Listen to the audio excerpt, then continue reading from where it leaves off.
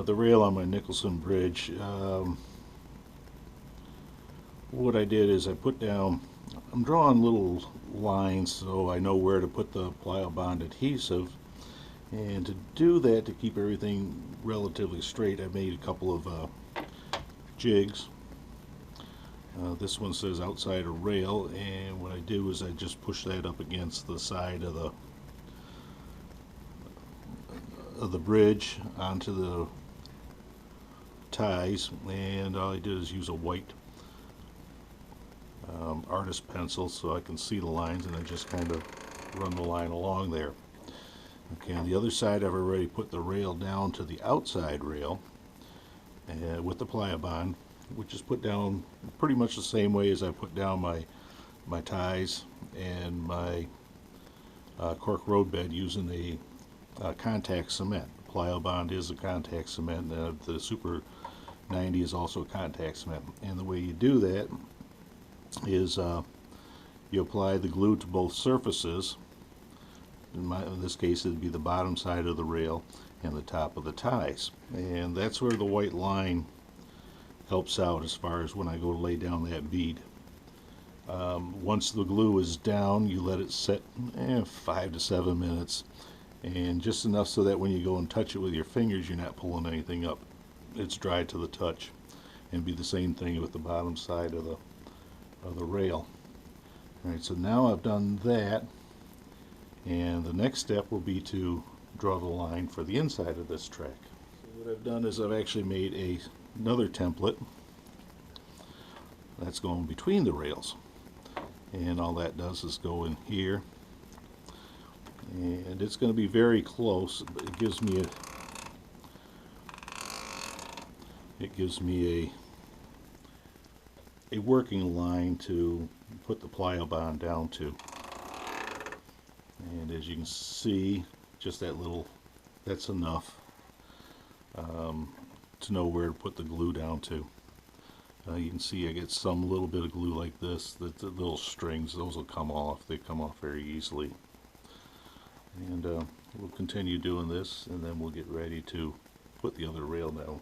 Another thing I should say is this little template or jig that I've got for doing between the rails. This is not to be substituted for the actual width for laying the rails, but what you can see is I've cut it so that it is very close to the spacing for the NMRA gauge. It's probably just slightly undersized. Actually all it's doing is it's just working as a guide for the glue. When it comes to actually laying the track or the rails down to create the track, I will be using the NMRA gauge and lining everything up. I've already gone through and put the plyo bond glue on the bottom side of the rail, and now what I'm doing is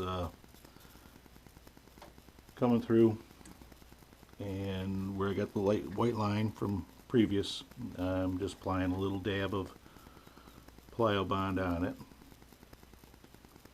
and I've got a little one of those little adapter tips that you just press on that gives you a very small amount of glue versus what they've got.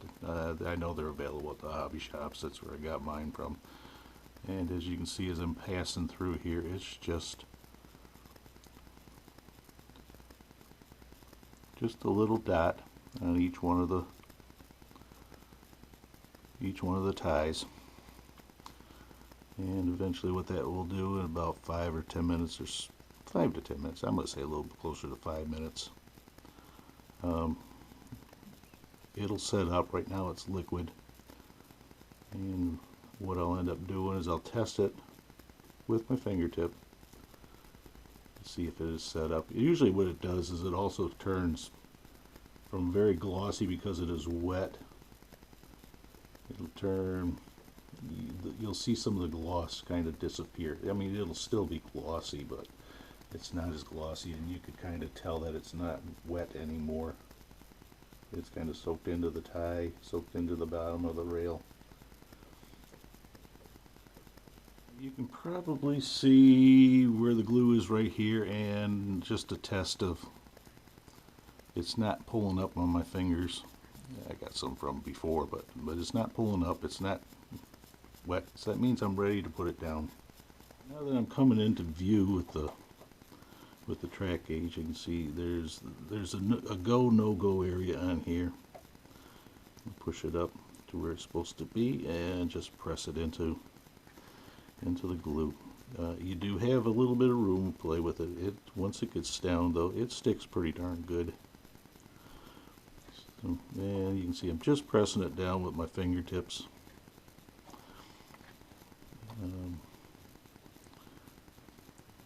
Might be able to show it right here where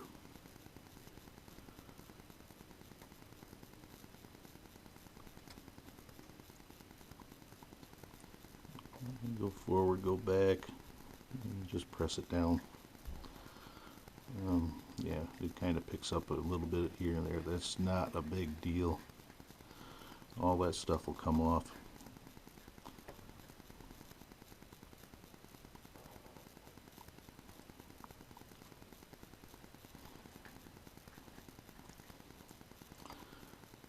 Once I get through all this, the last step will be actually to spike it about every 6 ties or so. I won't do that until probably a day or so later.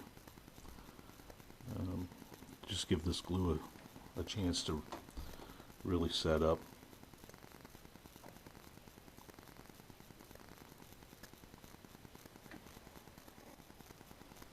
And finally, what I'm using is this is a J roller that I've had from being a carpenter, where it's used for basically doing the same type of operation where you're using contact cement but making countertops.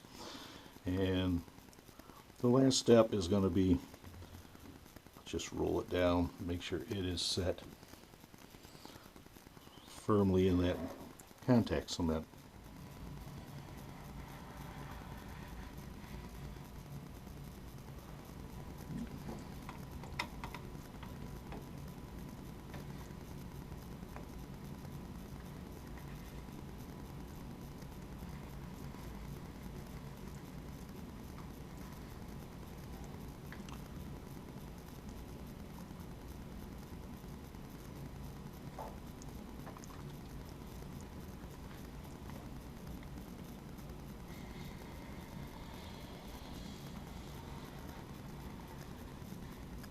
Other thing I'll do is I got a small piece of 400 grit wet or dry sandpaper, and I'll just run it along the top.